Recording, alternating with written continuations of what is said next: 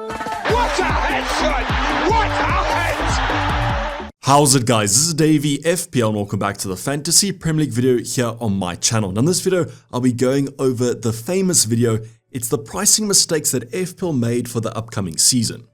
So yes, this video has made its return. We created this a few seasons ago. We're going to be going over who's underpriced, who's overpriced, and hopefully make those decisions for those drafts slightly easier. Now I'm just going to give you guys a warning. Please watch this video if you can on a big screen, whether that's kind of a TV or a computer monitor, as some of the labeling on these graphs is going to be quite small since there's so many FPL assets. This might be also quite a long video, but don't worry, it's very insightful. And you guys can always pause the screen if you want to analyze the data even more. So if you guys want to see which pricing mistakes FPL made for the upcoming season, sit back, relax, and let's get straight into it. So first things first, let's go over the boring stuff. If you guys have watched one of these videos before, don't worry, you guys can skip ahead. I'm going to be going over quite a quick introduction into how we actually determine who's overpriced and who's underpriced. I just want to clarify some definitions before we actually talk about the graphs. So first things first, I'll be going over some graphical depictions of how players are under and overpriced. You don't have to do this, it just makes for a better video, but we'll be going over graphs that detail the price versus the points. And I'll be including another metric for you guys, which is points per 90 minutes. The reason I'll be going over these two metrics is that just think about how FPL actually priced these options. They would have looked at their historic points and their performances, and those would have resulted in their actual price points. So on the x-axis, the price from this season, however, the y-axis is the points and the points per 90 of last season. Just remember that kind of distinction between the two, this season versus last season. Would really love if we knew how many points they would score for the upcoming season, but obviously we don't have that information. Now the reason I'm going over points per 90 minutes is that we might have some options that joined over the kind of December period, and they would be at a disadvantage as they haven't played a full season. Let's think, for example, about a Cole Palmer. He only kind of started the season a little bit later on. From that point on though, he absolutely banged it, and that'll showcase in the points per 90 minutes. So once we graph our options, I'm going to put kind of 2 points on the screen right now. We're going to then average them and create a linear regression line. And as you guys can see, the higher the price, theoretically, the more points they should score. Now I'll be going over this kind of line differently for goalkeepers, defenders, midfielders, and finally forwards. And in the way that we actually determine if they're under or overpriced is their distance to the line. An easy way to see this is that if a player's under the line, they're overpriced, but if they're above the line, they're underpriced. Don't worry if you're not catching this, I'll be going over it as we go through the positions, and then to determine how over or underpriced the player is, we take their distance from that line. At the end of this video, I'll be going over the comparison or the top 5 underpriced options from each position, and I've standardized those so we can do a fair comparison. I'm going to jump ahead to the actual graphs because I don't want to spend too much time explaining it, but if you guys have any comments, comment them down below on my Discord server. It's the first link in the description. So let's go over the goalkeepers. I'm absolutely hyped to see the pricing mistakes that FPL have made, who's underpriced, who's overpriced. Well, let's start off between the sticks. I'll be showcasing the points from last season for the goalkeepers. So as you guys can see, I've added some bigger fonts so that you guys can see it a bit clearer. Not many goalkeeper options at the moment. One thing I forgot to clarify is that I have filtered this for 60 plus points, just so that we get a better sample size. So if you guys don't see your favorite goalkeeper, they might not have got 60 points or more last season, so just keep that in mind. So what you're probably focusing on might be the 4.5 options, the most popular kind of price point for a goalkeeper, and you guys can see that Flecken scored the most points. Now one thing I just want to say is that the goalkeepers for the regression line, this is quite harsh. As you can see, Dubravka, Petrovic, Johnston, these options didn't get the full Premier League season, and therefore the kind of comparison or averaging of them isn't the best, to be honest. What you can almost imagine is that if you took those kind of bottom cluster away, you'd probably have Neto quite close to the line as well as Sarr, whereas Flecken and Areola will be above it. If you do cast your eyes though to the 5.0, you can see that Pickford is the #1 option, or at least in terms of distance from the line it seems. So you could be great value still at that 5.0 price tag. Finally, I also want to showcase Raya, as he has been an outstanding pick since coming into that Arsenal team, whereas Edison and Alisson might not be worth their value at the moment. Because of the reasons that we spoke about with the options, for example, a Dubravka that didn't play the entire season, I think the points per 90 minutes will be better for the goalkeepers, and you guys can see those on screen right now. The first thing I want to clarify though is Onana and Leno are actually merged there. You guys would have seen on the previous slide, they were very close to each other. I tried to fool around with the kind of labels, but I couldn't get it just right. So as you guys can see, in terms of per 90 stats, we've got Areola, Pickford and Raya as the 3 standout picks, and I think this kind of clarifies your goalkeeper decision quite nicely. If you're looking for a cheap option, Areola seems like he might be where it's at. If you guys get the funds though, Pickford is a great asset. Whereas Ray at 5.5 could be slightly better because of the cheaper price tag than a Gabriel or a Saliba. Other options to look out for, Neto from Bournemouth might be a great selection. Unfortunately with Johnson and Dubravka, don't think they're going to be kind of the starting goalkeepers at the moment. Whereas Flecken looks pretty reliable. Once again, the per 90 stats for goalkeepers does look quite nice. Stay tuned to the end of the video where I do compare the top 5. Now the defender options are going to be slightly more congested. I do apologize, that's why I said please watch this on a bigger screen as there's a ton more defenders than goalkeepers. So on screen right now is going to be the price and the points from last season. The price range for the defenders is quite high. We've got 7.0 for Trent, whereas 4.5 for your cheaper options. And once again, the filter for the 60 points is going to be a. Now right off the bat, we do have some standouts, the Arsenal assets, Gabriel, Saliba, White, all kind of that top cluster. Whereas Trent still is overpriced compared to last season. Now does that mean that Trent's a bad option? No, we're going to see in the per 90 stats that he does improve slightly, but if you do expect Liverpool to improve defensively, he could still be a great asset. Robertson, interesting enough, is also going to be there, but he has had some injuries last season, whereas we have some good performers from Pedro Porro, Branthwaite, and finally Anderson. So you guys can see that Anderson is probably your standout pick in terms of the 4.5 bracket.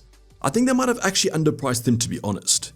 Some interesting analysis also on the rest of the 4.5s, Castagne, Robertson, those Fulham fullbacks could be great value, as well as Mikalenko and finally Dan Burn.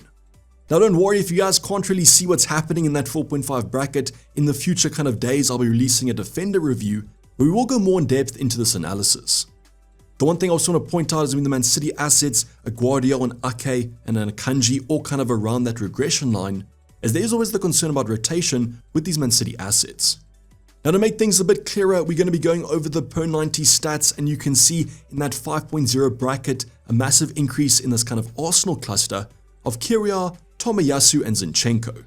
Now the reason I want to point this out is that at the moment we don't exactly know who's going to start at left back for Arsenal, but if you do get some clarity over preseason, that asset could be absolute gold for value. They might not be as nailed as a Ben White or Gabriel Saliba, but if they do become nailed, this just showcases the massive potential they do have.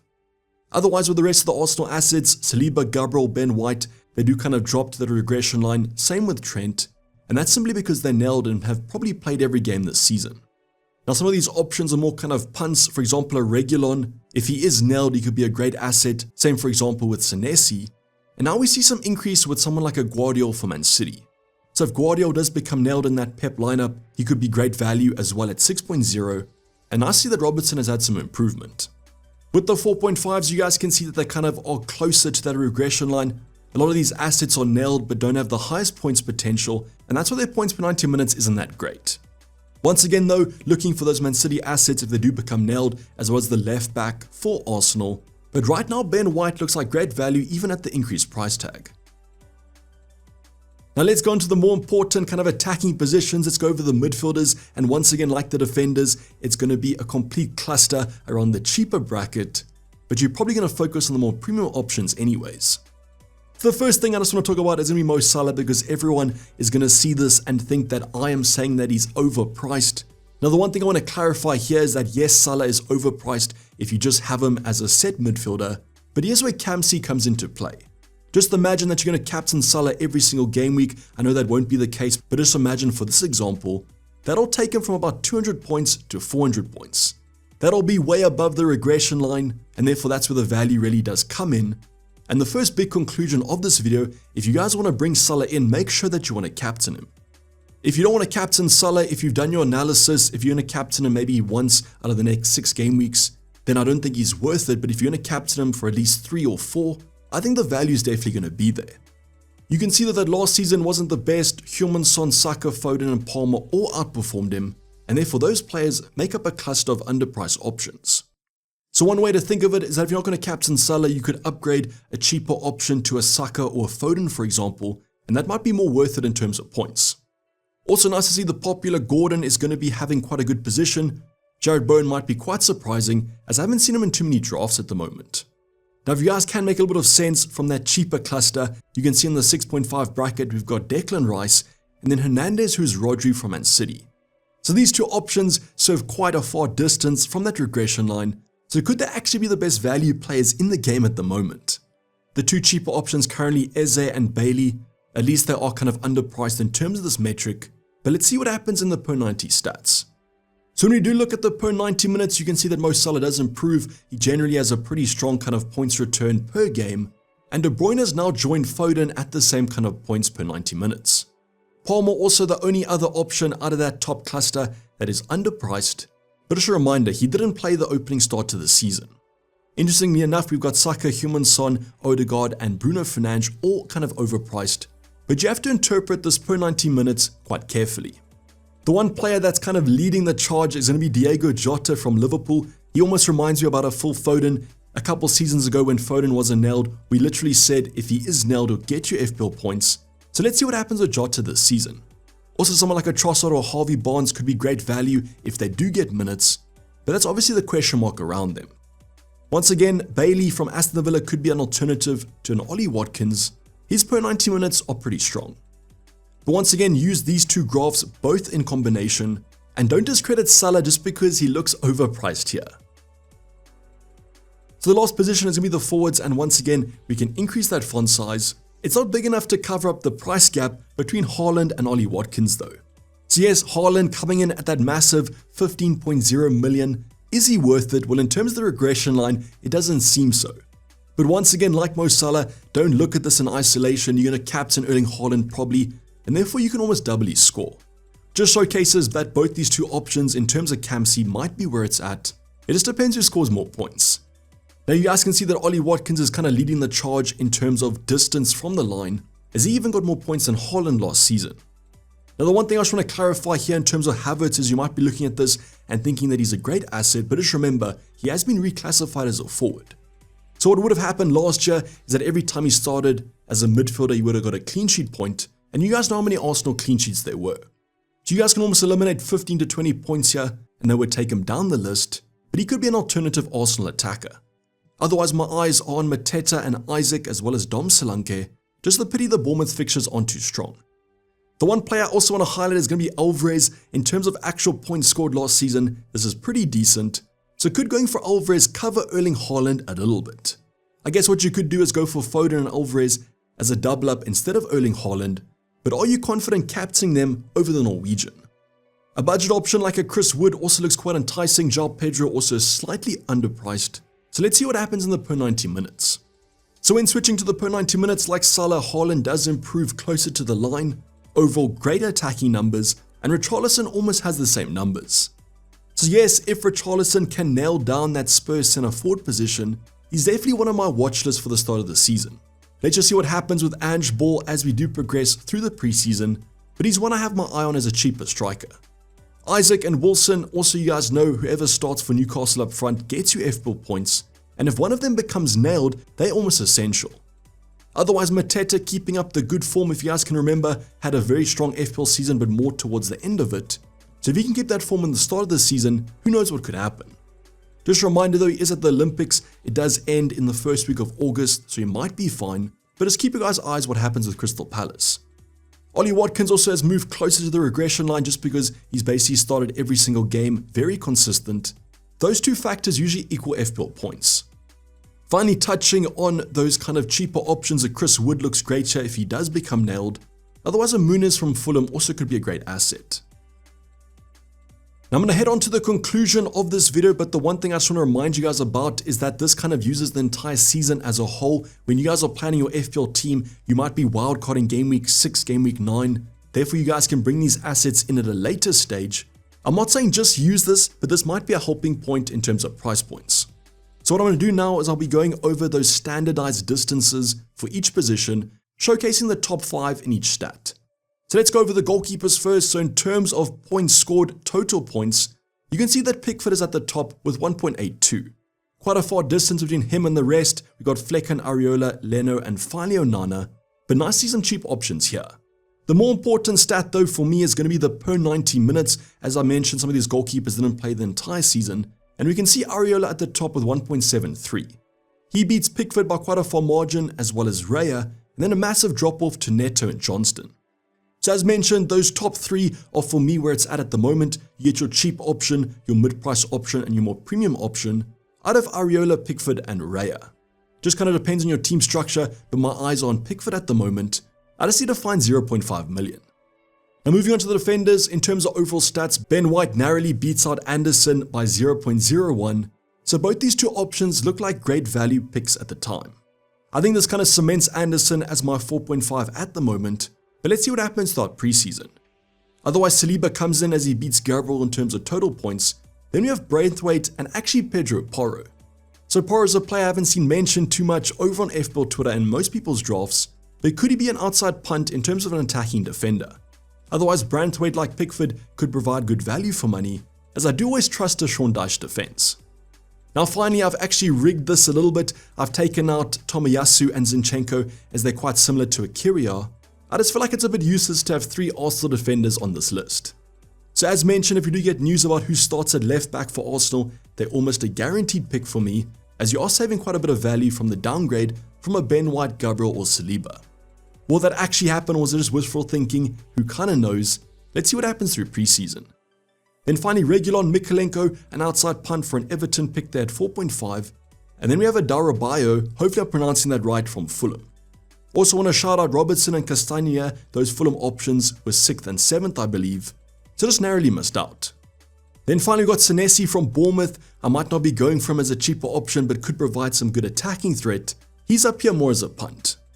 Then our midfielders, I mentioned Declan Rice as well as Rodri. They're going to be in the top 5 of the entire points. They have a cheaper price point, but their more defensive position doesn't make them that enticing. What you are getting is a nailed option with clean sheet points and the odd assist or goal, so interesting to see that in the top 5.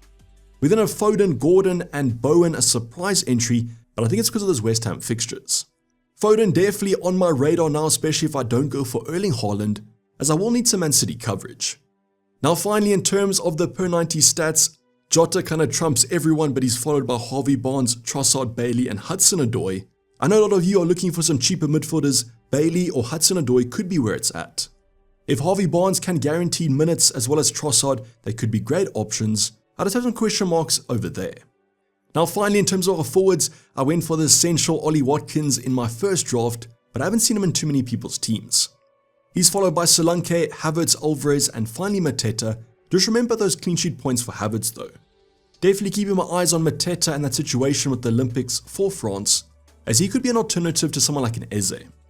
Now finally, in terms of the per 90 stats, Richarlison is the leader. I'm going to have all my eyes on that Spurs lineup. If he does guarantee a centre forward position, he could be a cheaper option to actually go for.